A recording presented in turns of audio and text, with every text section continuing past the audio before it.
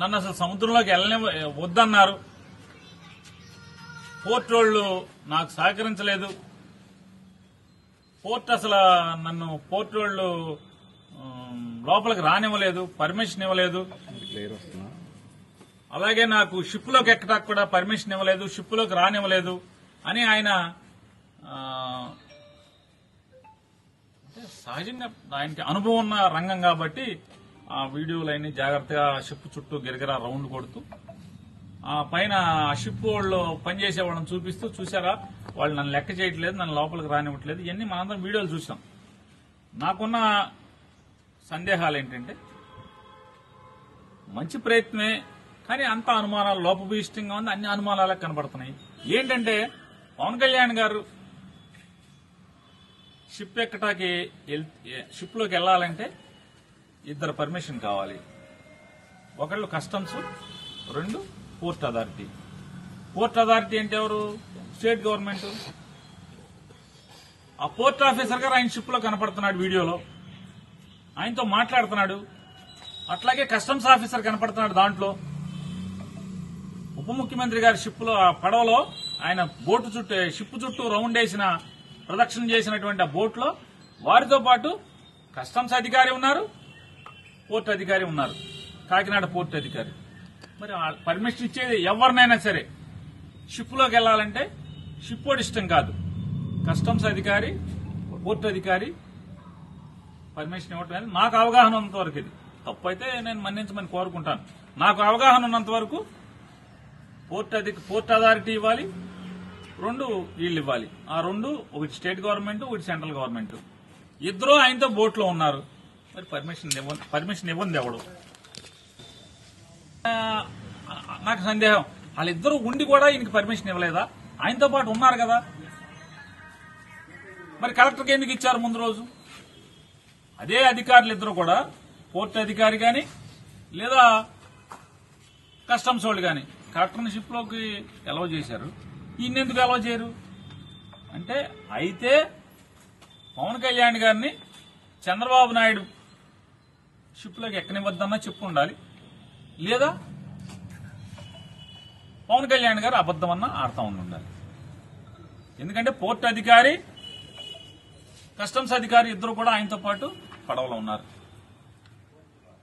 రెండోది, నేను పవన్ కళ్యాణ్ గారిని కూడా ఇంకోటి అడుగుతున్నాను. కేవలం మీరు ప్రాణాలకు తెగించి ఈ ఒక్క షిప్ కి ఎందుకు వెళ్లారు? దాని చుట్టే రౌండ్ కొట్టారు. దీన్నే సీజ్ ద షిప్ అని ఎందుకన్నారు? దాని పేరు ఎవరు? అమ్మాయి పేరు స్టెల్లా అనుకుంటా. ఈ స్టెల్లానే సీజ్ చేయమని అడుగుతున్నారు. ఈ స్టెల్లా పేరు కాకుండా ఇంకోటి కెన్స్టార్ అని ఒకటి ఉంది సముద్రంలోనే. ఆ కెన్స్టార్ దగ్గరికి మీరు ఎందుకు ప్రదక్షిణ చేయలేదు? దాని దగ్గరికి వెళ్లి ఆ కెన్స్టార్ ని సీజ్ ద షిప్ అని ఎందుకు అనలేదు? I will talk to the central government అని అక్కడికి వెళ్ళి ఎందుకు అనలేదు?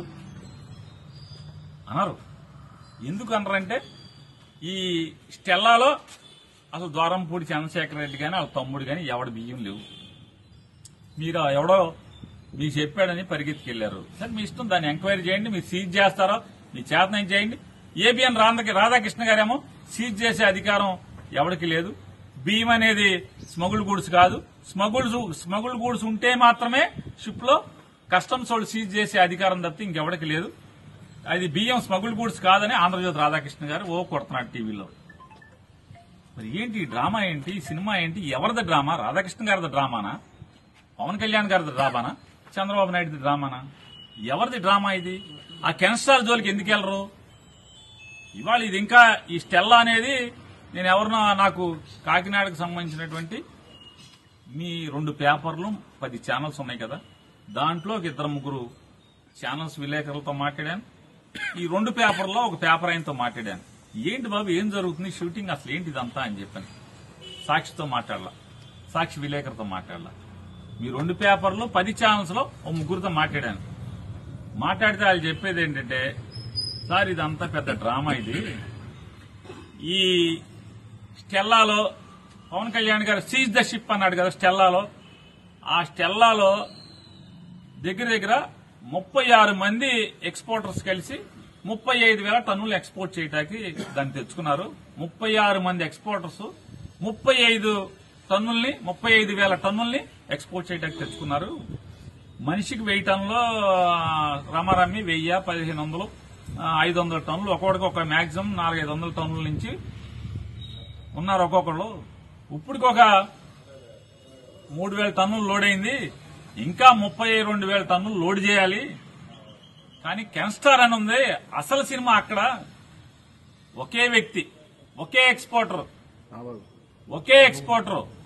42,000 టన్నులు బియ్యాన్ని ఎక్స్పోర్ట్ చేస్తున్నాడు. ఈ రెండు అక్కడ లంగరేసి ఉన్నాయి, రెండు లోడ్ అవుతున్నాయి. ఆ కెన్స్టార్ కి మాత్రం వెళ్ళరు. ఈయన కెన్స్టార్ కి ఎందుకు వెళ్ళరంటే ఆయన సీను అని చెప్పని సాక్షాత్తు ఆంధ్రప్రదేశ్ రాష్ట్ర ఆర్థిక శాఖ మంత్రి వియ్యంకుడు కోడలు తండ్రి వేల్పూర్ సీను ఏదో అంతా నాకు వాళ్ళే చెప్పారు. ఆ పేర్లన్నీ కూడా తగిలింది నాకు. వేల్పూర్ సీను ఈ రాష్ట్ర ఆర్థిక శాఖ మంత్రికి వియ్యంకుడు. అతను ఒక్కడే 42,000 టన్నులు ఒకే షిప్ మొత్తం ఇది 35,000, 36 మంది 35,000 టన్నులు 36 మంది లోడ్ చేసి బయటికి ఎక్స్పోర్ట్ చేస్తున్నారు. నైజీరియానే అక్కడికి వెళ్తుందంట ఆ వేల్పూర్ సీనుది. ఆ వేల్పూర్ సీను ఒక్కడే 42,000 టన్నులు ఎక్స్పోర్ట్ చేస్తున్నాడు. దాంట్లో ఉండవా? దాంట్లో లేవా అంటున్నా. దాంట్లో దొంగ బియ్యం లేవా? పీడీఎస్ బియ్యం లేవా? దాంట్లో చూశారా? చూడరా? వేల్పూర్ సీను అయితే మన కళ్ళకి గంతలు కట్టేసుకుంటారా? అంటే గుర్రానికి కళ్ళకి గంతలు కడతారు. రోడ్డు ఎంబటి వెళ్ళాలి, అటు ఇటు చూడకూడదని. అట్లా చంద్రబాబు నాయుడు గారు ఏమన్నా గంతలు కట్టాడా? అసలు మిమ్మల్ని షిప్లోకి పర్మిషన్ ఇవ్వకుండా ఆపిన వాళ్ళు ఎవరు?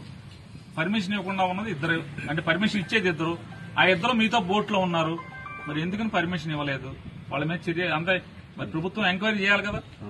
ఈ రాష్ట్రానికి ఉప ముఖ్యమంత్రి తర్వాత ముఖ్యమంత్రి రానని పర్మిషన్ ఇవ్వకుండా జిల్లా కలెక్టర్నేమో పర్మిషన్ ఇచ్చి పంపిస్తారా?